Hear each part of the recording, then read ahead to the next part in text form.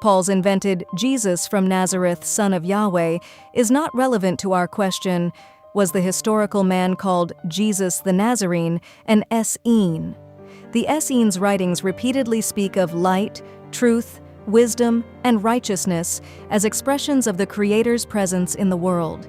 They called themselves the children of light, believing that humanity was created to reflect those divine qualities in daily life. We will look for evidence that their ancient teachings were carried forward by Jesus the Nazarene, son of Elohim. Neither the New Testament nor any other source calls Jesus an Essene. The Jewish historian Josephus devoted lengthy passages to the Essenes' way of life.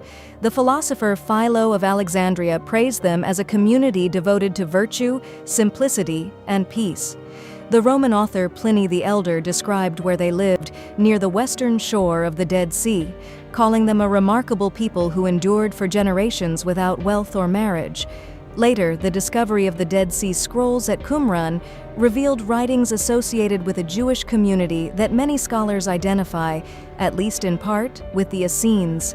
These texts provide an additional window into beliefs about purity, scripture, communal life, and the coming kingdom.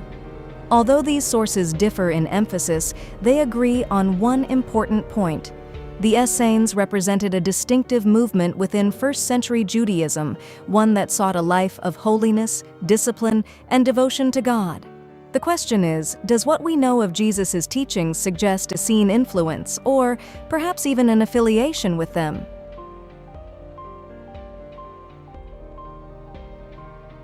Josephus provides the most detailed description of the Essenes. He portrays them as a Jewish community devoted to discipline, simplicity, and mutual care. Members shared their possessions so that wealth and poverty largely disappeared within the community. New members surrendered personal property to a common treasury, from which everyone's needs were supplied. Josephus also describes a remarkable commitment to honesty. Their daily routine revolved around work, study, prayer, and communal meals. They dressed simply, avoided luxury, and sought lives marked by self-control rather than personal ambition. Josephus admired their peaceful character.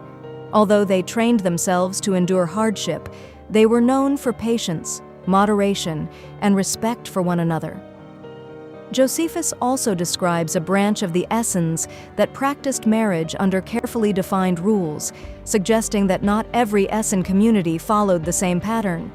Other ancient writers, including Philo and Pliny, describe Essene groups that appear to have consisted primarily of men.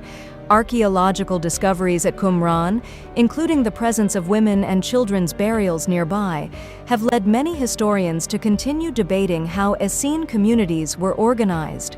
The evidence suggests that the Essenes were not necessarily a single, uniform movement. Like many religious communities, they may have developed different practices in different places. With that background, we can now ask the central question: do the teachings and way of life attributed to Jesus reflect similarities to the Essenes described by these ancient witnesses?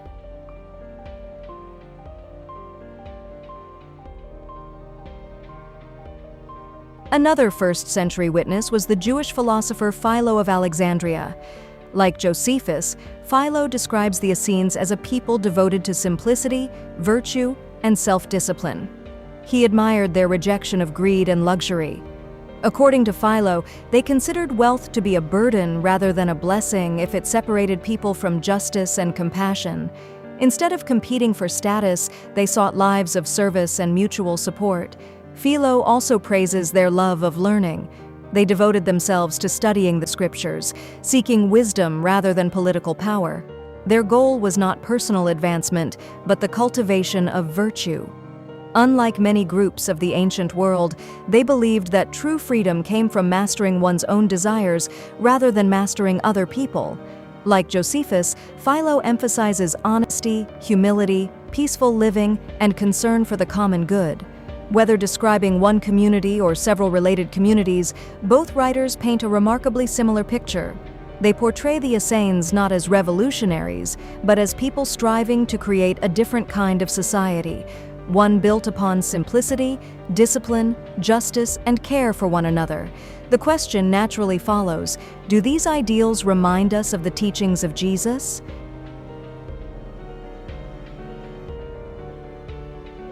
Josephus tells us that Judaism in his day consisted of 4 philosophical schools: the Pharisees, the Sadducees, the Essenes, and a 4th movement that he says arose at the time of the census under Quirinius.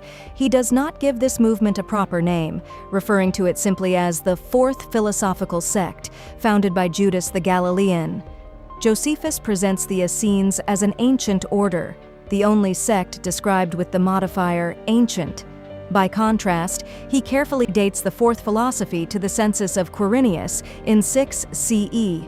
That same census is the one the Gospel of Luke associates with the birth of Jesus. Is the shared date merely coincidence, or is it an enigma pointing toward a deeper relationship between Josephus and the Gospel tradition attributed to Luke? The Qumran library shows that Second Temple Judaism was far more literary, interconnected, and interpretive than was once imagined. Authors expected readers to move back and forth between texts, recognizing subtle connections that linked one work to another. This makes the idea of a sophisticated literary network historically plausible. Josephus and Luke appear to provide several examples where such interconnected writing may be taking place. For example, the census of Quirinius followed shortly after a marriage that scandalized many Jews. A virgin mother, Glaphyra, married her deceased husband's half-brother after her marriage to Cleopatra's son-in-law had ended. Her third husband, Archelaus, became deeply unpopular with both Jews and Samaritans, prompting Augustus to remove him from office. At that point, Judea ceased to be a client kingdom and became a Roman province, making the census necessary. We know that Christian scribes sometimes altered the text of Josephus. The best-known example is the passage called the Testimonium Flavianum in Antiquities 18. In the standard Greek manuscripts, Josephus appears to affirm that Jesus was the Messiah and rose from the dead. An older Syriac version presents a noticeably more restrained text. Instead of affirming that Jesus was the Messiah, it reports that he was believed to be the Messiah, and it omits or softens other explicitly Christian affirmations. The comparison demonstrates that Josephus's text was transmitted in more than one form, and that at least some passages were subject to later Christian revision. This raises an intriguing question. Could the original text have identified the 4th Jewish sect differently? Could Judas the Galilean represent a later substitution for Jesus the Nazarene, separating Christianity from what may once have been understood as one of Judaism's recognized philosophical schools? No surviving manuscript preserves such a reading, yet the convergence of Josephus's dated 4th philosophy, Luke's census, and the New Testament's repeated description of the followers of Jesus as the sect of the Nazarenes invites us to ask whether we are looking at coincidence or at another carefully concealed enigma waiting to be rediscovered.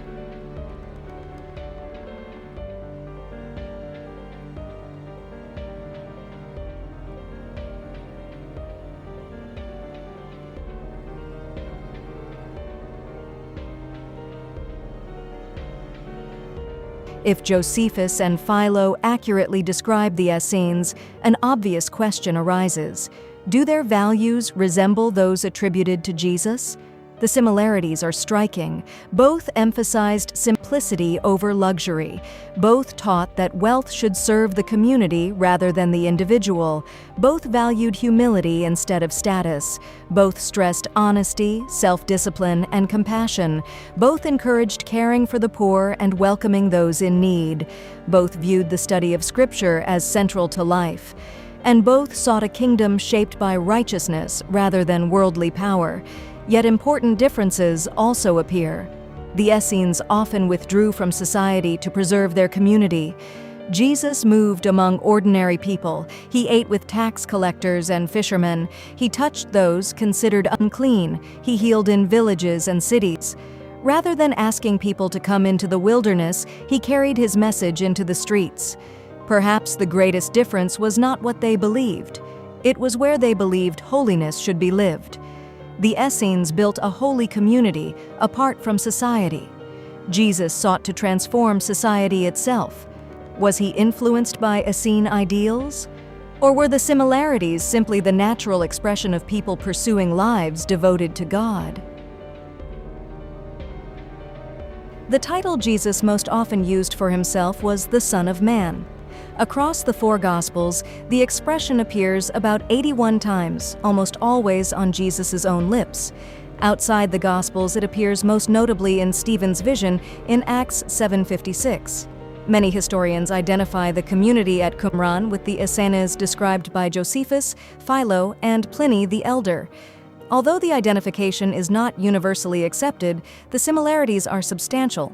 The location matches Pliny's description. The community's emphasis on purity and shared life parallels Josephus and Philo, and the Dead Sea Scrolls reveal a people deeply devoted to Scripture, hidden meanings, and the expectation that God's kingdom was near. The Qumran writings demonstrate that at least one Jewish movement of the Second Temple period believed Scripture contained mysteries waiting to be uncovered by those prepared to understand them. Jesus also spoke of mysteries. Jesus referred to himself more than 80 times as the Son of Man. Was this more than a title? Was it an invitation? An invitation to return to the Torah to search for a hidden reading preserved within the Hebrew consonantal text. Genesis 1:1 opens with the Hebrew consonants BRSTBRLHM. Rendered Barasit bara Elohim, the translation is, "In the beginning, Gods created." The word Elohim is the plural, but always translated as if singular, God. BRSTBRLHM can also be read Bar Ish et Ab, or Elohim, translated Son of Man, Father Light, Ella the Mother. Was Jesus employing a tradition already present within Jewish mystical and interpretive circles, a tradition reflected in the Dead Sea Scrolls, exemplified by Philo's search for deeper meanings, and associated by many scholars with the Essenes? The opening chapters of Genesis use two different Hebrew words for humanity. Throughout Genesis 1, the dominant word is Adam, a term referring to humankind as a whole. Elohim, gods, create Adam, male and female, and blesses them together. But in Genesis 2, something changes. The narrative continues to speak of high Adam until the creation of the woman. Then, for the first time, the vocabulary shifts. The man declares, "She shall be called Aisha, because she was taken from Ish." This is the first appearance of both Ish and Aisha in the Hebrew Bible. The author could have continued using Adam. Instead, Genesis deliberately introduces a new pair of words and draws the reader's attention to their relationship.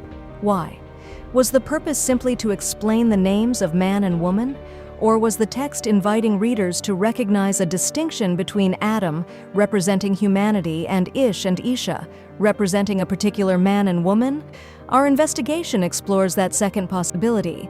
If Jesus repeatedly identified himself as the Son of Man, and if he intended his listeners to search the Hebrew Scriptures for hidden meanings, then the introduction of Ish and Isha in Genesis 2 may deserve closer attention. Perhaps the opening chapters of Genesis preserve not only the story of humanity's beginning, but also the memory of a particular family whose names and identities have been hidden beneath the surface of the text. One final question deserves our attention. Where did the name Essene come from? Surprisingly, no one knows with certainty. The earliest Greek writers, Josephus, Philo, and Pliny, record names such as Essaioi and Essenoi. Yet Philo indicates that the Greek spelling is not an exact representation of the original Semitic name. If the original pronunciation has been lost, we should be cautious about drawing firm conclusions and remain open to new questions. Suppose the original name sounded closer to Aishin than Essene. The first syllable immediately recalls the Hebrew words Aish, man, and Isha, woman, and Jesus' favorite title for himself was Habar Ish, the Son of Man. Could these ideas be connected? Did Jesus intentionally use the Son of Man as an enigma, inviting seekers to return to Genesis and to read the Hebrew text more deeply? the possibility is worthy of consideration. Rather than viewing Essene as merely the name of an ancient Jewish community, we ask whether its original Semitic form may have preserved a connection to Aish man, Isha woman, and their child, the first family in the story of the Garden of Eden.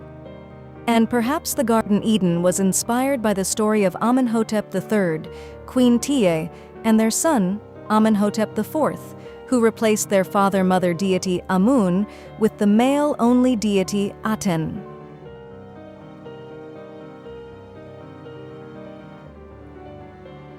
We cannot know with certainty whether Jesus was an Essene, but the evidence raises an intriguing possibility. Josephus tells us that Judaism in the 1st century consisted of 4 philosophical schools. He names the Pharisees, he names the Sadducees, he names the Essenes. But when he comes to the 4th movement, he does something unexpected. He does not give it a name.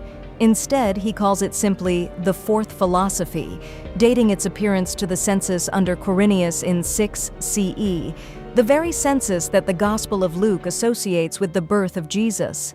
Why is the name missing? Was it simply omitted? Was it removed by later copyists? Or did Josephus expect his earliest readers to know exactly whom he meant? The Gospels consistently call Jesus the Nazarene. Traditionally, this has been understood as a reference to the village of Nazareth, but another possibility deserves consideration.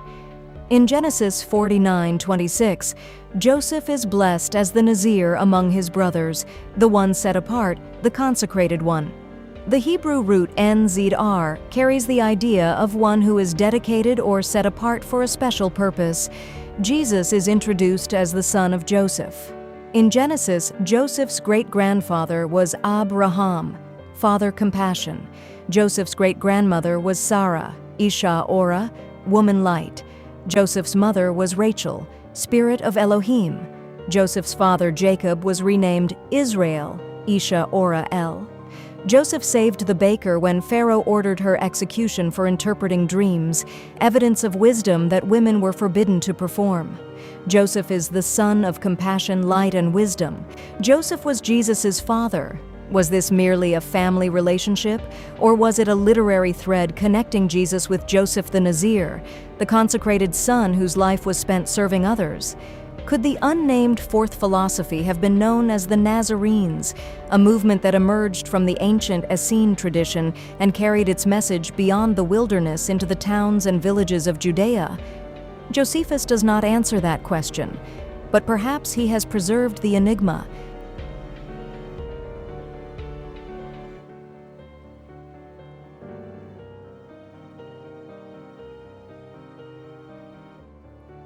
Circumstantial evidence suggests intriguing connections between the Essenes and the movement that followed Jesus. The Essenes, as described by Josephus, were devoted to simplicity, compassion, communal sharing, purity, and peace. They stood apart from the pursuit of wealth and political power. The teachings of Jesus often reflect these same ideals. The Gospels consistently call Jesus the Nazarene. He also refers to himself as the Son of Man, Bar Ish. Within the interpretive framework explored throughout this presentation, those words echo the opening themes of Genesis and the ancient tradition of Ish. Likewise, within the name, Israel can be read Ish Ora El, man, light, Elohim, a symbolic reading that points toward humanity, reflecting the light of the divine. Taken together, these threads invite a question. Could Jesus have been the prince among the Essenes, the one who left the wilderness community to carry its message of compassion, peace, and the kingdom of heaven into the towns and villages of Judea? History cannot answer that question with certainty, but if the message preserved in the Gospels is authentic, its challenge is unmistakable. Whether we call ourselves Essene, Nazarene, Christian, Jew, Muslim, Hindu, Buddhist, or simply human beings, the invitation is the same: to go out among the people, to feed the hungry, to care for the sick, to welcome the stranger, to seek peace, and to let compassion become the kingdom we build together.